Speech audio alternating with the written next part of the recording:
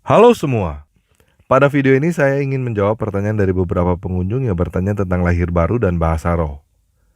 Sebelum kita mulai, saya mau menjelaskan bahwa ayat-ayat yang saya bacakan adalah terjemahan dari Lai. Kata Allah yang ada di dalam Alkitab terjemahan Lai, artinya hanya dewa, dewata, nggak lebih nggak kurang. Contoh buktinya, bisa kita lihat di dalam Ulangan 4 ayat 28, tentang Allah buatan manusia dari batu dan kayu. Oke? Kita mulai aja ya.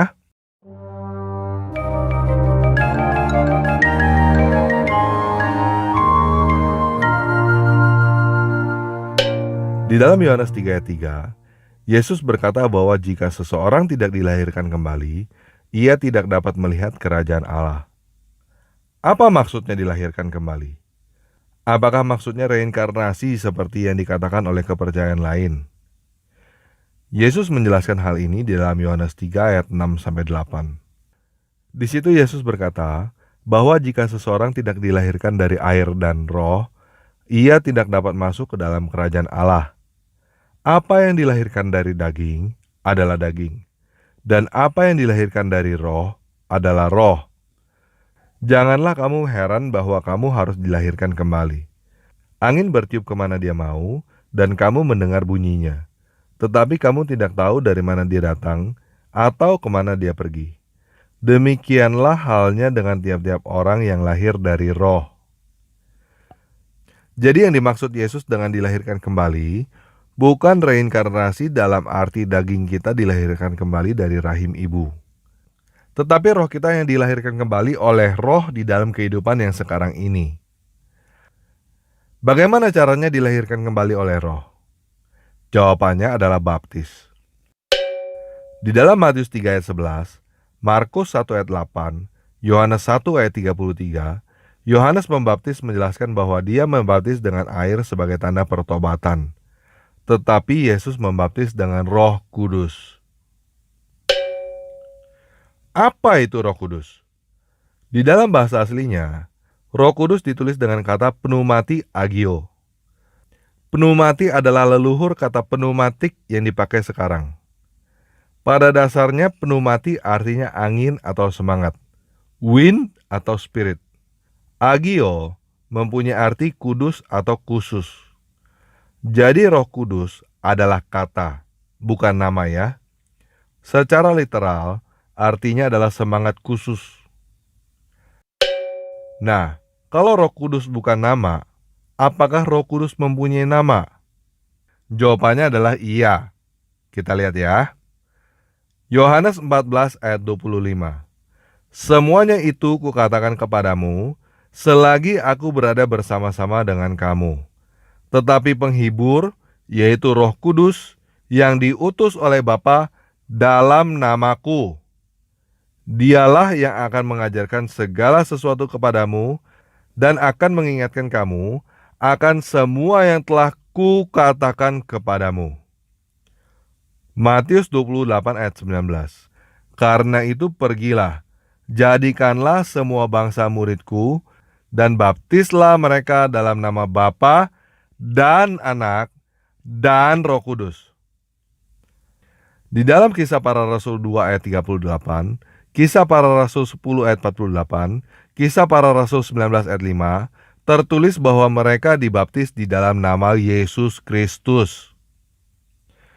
Di dalam Kisah Para Rasul 16 ayat 7, Filipi 1 ayat 19, tertulis Roh Yesus. Jadi sebenarnya Yesus itu nama siapa? Nama Bapa, atau nama Anak, atau nama Roh Kudus? Yohanes 17 ayat 11 berkata bahwa Yesus adalah nama Bapa yang diberikan kepada Anak. Jadi bukan atau, tetapi dan. Yesus bukan nama Bapa atau Anak atau Roh Kudus. Yesus adalah nama Bapa dan Anak dan Roh Kudus. Paham ya? Nah, sekarang ada yang berkata bahwa nama Bapa adalah Yahweh. Ini bukan salah, tetapi kurang tepat juga. Kita dibaptis di dalam nama Yesus, bukan dibaptis di dalam nama Yahweh. Dan roh kita dilahirkan kembali di dalam Roh Kudus, di dalam nama Yesus. Kita bukan dilahirkan kembali di dalam nama Yahweh. Apa bedanya nama Yahweh dengan nama Yesus? Apakah maksudnya Yahweh dan Yesus adalah individu yang berbeda? Begini, Yahweh dan Yesus adalah dua nama dengan individu yang sama. Yesus artinya adalah Yahweh menyelamatkan. Jadi pada dasarnya, nama Yesus adalah nama Yahweh. Yahweh adalah nama perjanjian antara Tuhan dengan bangsa Israel yang digunakan untuk mengeluarkan bangsa Israel dari Mesir masuk ke tanah Kanaan, tanah perjanjian. Yesus adalah nama perjanjian antara Tuhan dengan segala bangsa yang digunakan untuk mengeluarkan segala bangsa dari dosa dan masuk ke kerajaan surga. Itu sebabnya Yesus adalah nama di atas segala nama, termasuk di atas nama Yahweh. Jadi jika kamu bertanya kepada saya, siapa nama Bapa? Jawaban saya adalah Yesus. Siapa nama anak? Jawaban saya adalah Yesus. Siapa nama Roh Kudus? Jawaban saya adalah Yesus juga. Kita adalah anak-anak Tuhan yang dilahirkan di dalam Roh Kudus, yang diutus di dalam nama Yesus Kristus.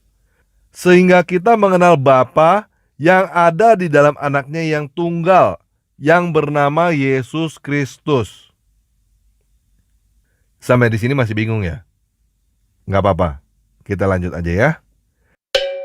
Yesus berkata di dalam Yohanes 14 ayat 15-21, "Jikalau kamu mengasihi aku, kamu akan menuruti segala perintahku. Aku akan meminta kepada Bapa, dan Ia akan memberikan kepadamu seorang penolong yang lain, supaya Ia menyertai kamu selama-lamanya, yaitu Roh kebenaran. Dunia tidak dapat menerima Dia, sebab dunia tidak melihat Dia, dan tidak mengenal Dia. Tetapi kamu mengenal Dia, sebab Ia menyertai kamu dan diam di dalam kamu. Aku tidak akan meninggalkan kamu sebagai yatim piatu. Aku datang kembali kepadamu. Tinggal sesaat lagi dan dunia tidak akan melihat aku lagi. Tetapi kamu melihat aku. Sebab aku hidup dan kamu pun akan hidup.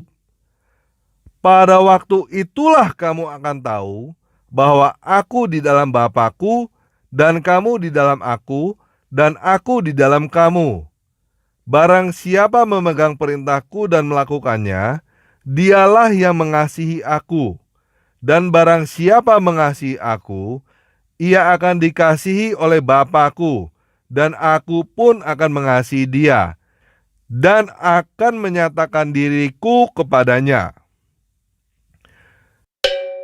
Jadi kalau Roh Kudus tidak ada di dalam kamu memang gak akan kenal siapa Yesus Kristus. Gimana? Tuhannya Kristen kompleks ya? Begini, kamu aja kompleks. Bagaimana yang menciptakan kamu? Itu sebabnya, kalau tanya Tuhannya orang Kristen itu apa, itu udah salah pertanyaan. Pertanyaan yang benar Tuhannya orang Kristen itu siapa, bukan apa. Kamu belum tentu mengerti orang tua kamu yang ada di dunia, tetapi kamu bisa kenal orang tua kamu dengan pasti. Begitu juga Tuhan yang ada di dalam Alkitab. Kamu belum tentu bisa mengerti, tetapi kamu pasti bisa kenal. Oke, kita lanjut ya.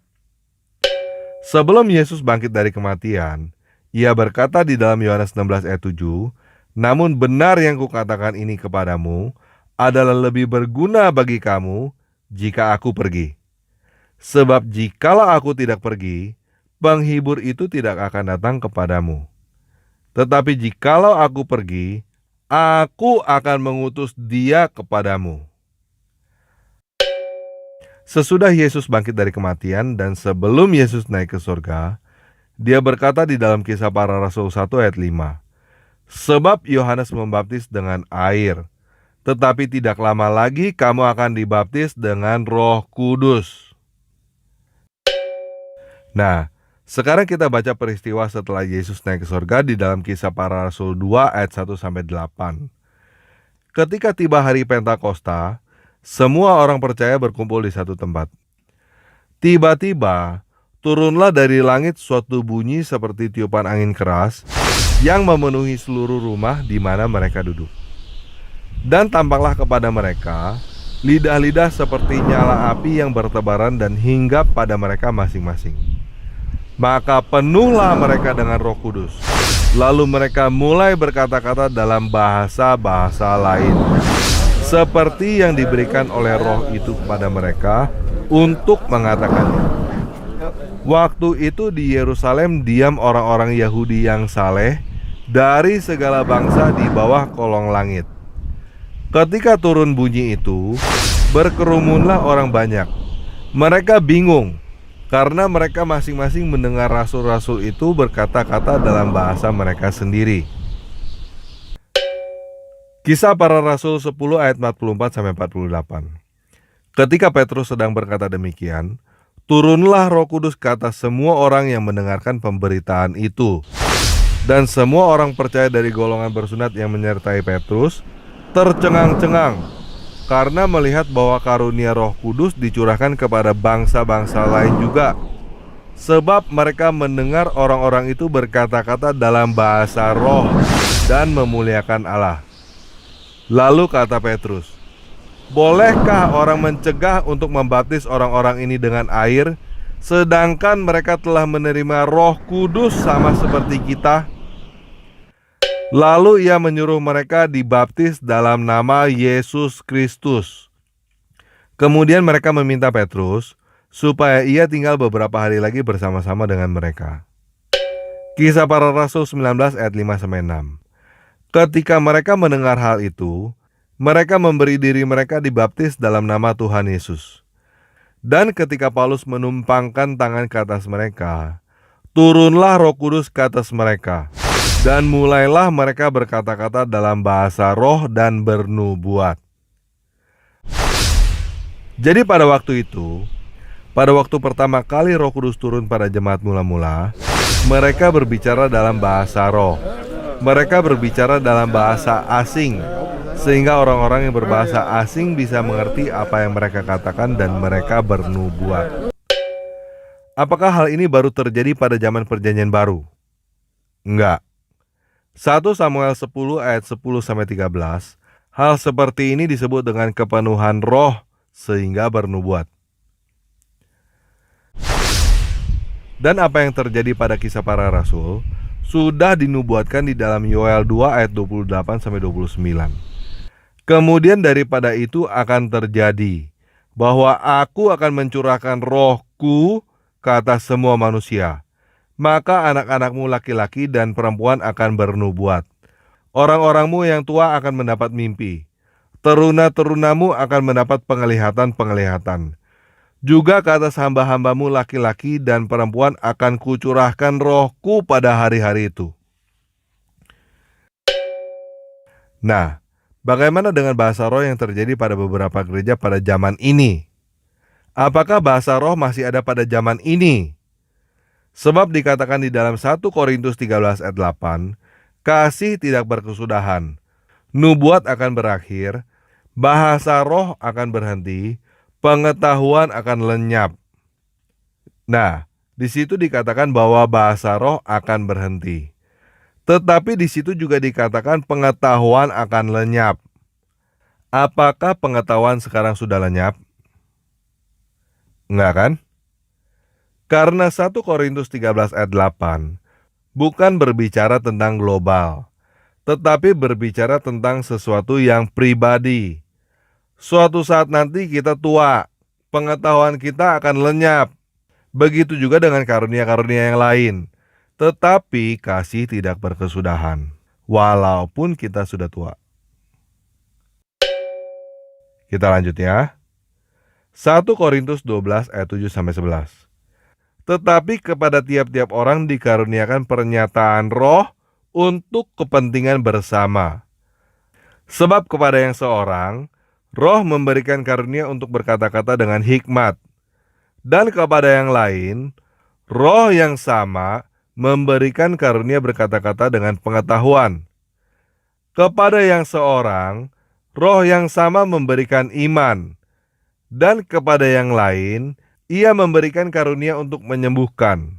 Kepada yang seorang, Roh memberikan kuasa untuk mengadakan mujizat, dan kepada yang lain, Ia memberikan karunia untuk bernubuat, dan kepada yang lain lagi, Ia memberikan karunia untuk membedakan bermacam-macam roh. Kepada yang seorang, Ia memberikan karunia untuk berkata-kata dengan bahasa roh, dan kepada yang lain, Ia memberikan karunia untuk menafsirkan bahasa roh itu. Tetapi semua ini dikerjakan oleh Roh yang satu dan yang sama, yang memberikan karunia kepada tiap-tiap orang secara khusus seperti yang dikehendakinya. Jadi, bahasa roh bukan satu-satunya tanda bahwa seseorang telah menerima Roh Kudus. Tidak selalu seseorang menerima Roh Kudus berbahasa roh. Kita lanjut ya. 1 Korintus 12 ayat 28-31. Dan Allah telah menetapkan beberapa orang dalam jemaat. Yang pertama sebagai rasul, kedua sebagai nabi, ketiga sebagai pengajar. Selanjutnya mereka yang mendapat karunia untuk mengadakan mujizat, untuk menyembuhkan, untuk melayani, untuk memimpin, dan untuk berkata-kata dalam bahasa roh. Adakah mereka semua rasul, atau nabi, atau pengajar? Adakah mereka semua mendapat karunia untuk mengadakan mujizat, atau untuk menyembuhkan, atau untuk berkata-kata dalam bahasa roh, atau untuk menafsirkan bahasa roh? Jadi, berusahalah untuk memperoleh karunia-karunia yang paling utama. Dan aku menunjukkan kepadamu jalan yang lebih utama lagi. 1 Korintus 14 ayat 1-28.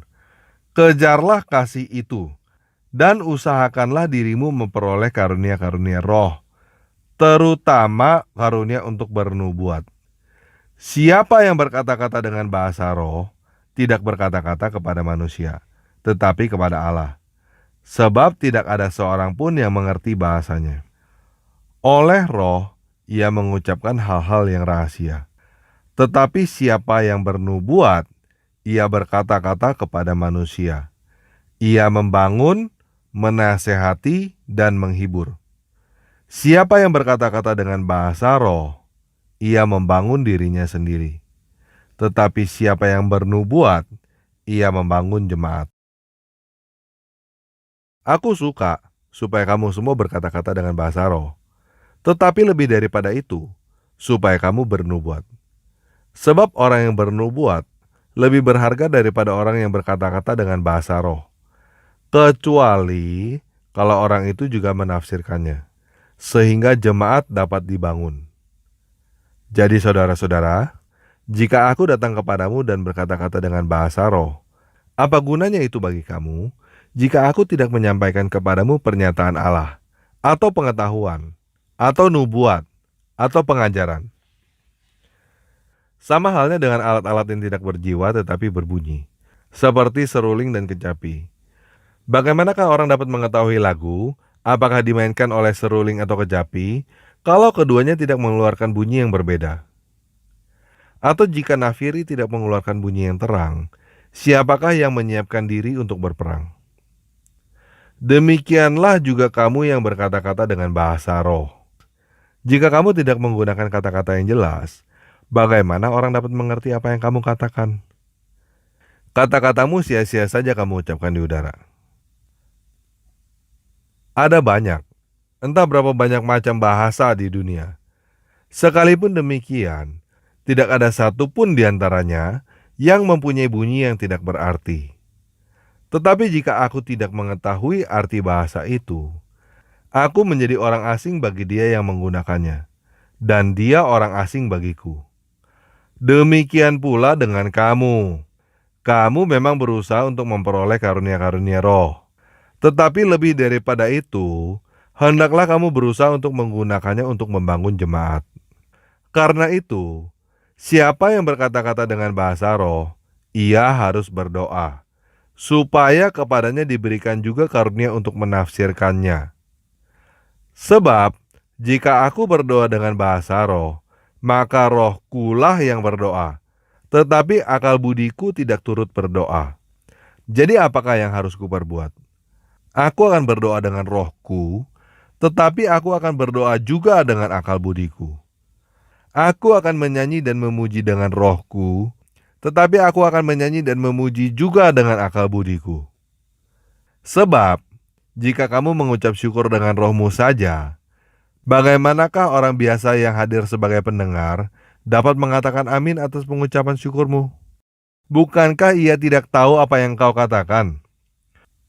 Sebab, sekalipun ucapan syukurmu itu sangat baik, tetapi orang lain tidak dapat dibangun olehnya. Aku mengucap syukur kepada Allah bahwa aku berkata-kata dengan bahasa roh lebih daripada kamu semua. Tetapi dalam pertemuan jemaat, aku lebih suka mengucapkan 5 kata yang dapat dimengerti untuk mengajar orang lain juga, daripada beribu-ribu kata dengan bahasa roh. Saudara-saudara, janganlah sama seperti anak-anak dalam pikiranmu. Jadilah anak-anak dalam kejahatan, tetapi orang dewasa dalam pemikiranmu. Dalam hukum Taurat ada tertulis, oleh orang-orang yang mempunyai bahasa lain, dan oleh mulut orang-orang asing aku akan berbicara kepada bangsa ini. Namun demikian mereka tidak akan mendengarkan aku, firman Tuhan. Karena itu, karunia roh adalah tanda bukan untuk orang yang beriman, tetapi untuk orang yang tidak beriman. Sedangkan karunia untuk bernubuat adalah tanda bukan untuk orang yang tidak beriman, tetapi untuk orang yang beriman. Jadi, kalau seluruh jemaat berkumpul bersama, dan tiap-tiap orang berkata-kata dengan bahasa roh, lalu masuklah orang-orang luar atau orang-orang yang tidak beriman, tidakkah mereka akan berkata bahwa kamu gila? Tetapi kalau semua bernubuat, lalu masuk orang yang tidak beriman atau orang baru, ia akan diyakinkan oleh semua dan diselidiki oleh semua. Segala rahasia yang terkandung di dalam hatinya akan menjadi nyata, sehingga ia akan sujud menyembah Allah dan mengaku, sungguh Allah ada di tengah-tengah kamu. Jadi bagaimana sekarang saudara-saudara? Bila mana kamu berkumpul, hendaklah tiap-tiap orang mempersembahkan sesuatu. Yang seorang mazmur, yang lain pengajaran, atau penyataan Allah, atau karunia bahasa roh, atau karunia untuk menafsirkan bahasa roh, tetapi semua itu harus dipergunakan untuk membangun. Jika ada yang berkata-kata dengan bahasa roh, biarlah 2 atau sebanyak-banyaknya 3 orang, seorang demi seorang, dan harus ada seorang lain untuk menafsirkannya. Jika tidak ada orang yang dapat menafsirkannya, hendaklah mereka berdiam diri dalam pertemuan jemaat, dan hanya boleh berkata-kata kepada dirinya sendiri dan kepada Allah. 1 Korintus 14 ayat 39-40. Karena itu saudara-saudaraku, usahakanlah dirimu untuk memperoleh karunia untuk bernubuat, dan janganlah melarang orang untuk berkata-kata dengan bahasa roh. Tetapi segala sesuatu harus berlangsung dengan sopan dan teratur. Jadi, bagaimana dengan beberapa gereja yang mengajarkan bahasa roh? Apakah benar itu adalah bahasa roh? Maksudnya apakah mereka bukan cuma mengadang-adang ngedumel gak jelas? Saya mau jawab begini, saya nggak tahu. Mungkin beneran, mungkin cuma mengada-ngada. Yang tahu cuma dia sama Tuhan. Yang pasti, bahasa roh bukan satu-satunya karunia Roh Kudus.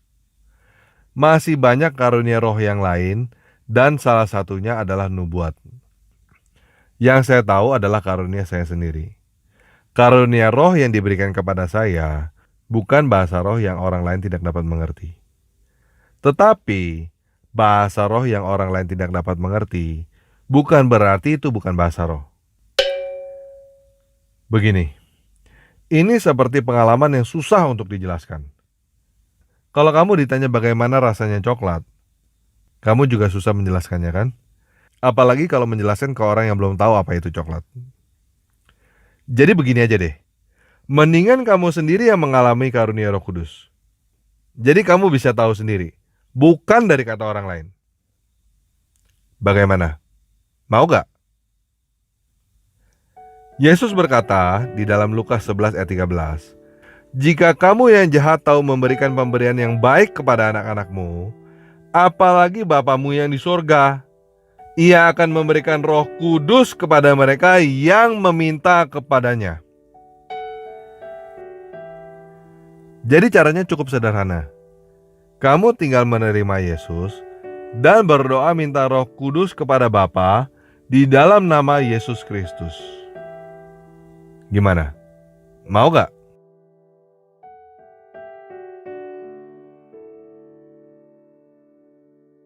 Kalau kamu mau, ikuti doa ini sekarang ya. Bapa, aku mau dilahirkan kembali di dalam roh. Oleh sebab itu aku meminta Roh Kudus di dalam nama Yesus Kristus. Amin. روح الله ندعوك أن تأتي في وسطنا تملأنا بالقوة تحيا فينا الآن روح الله ندعوك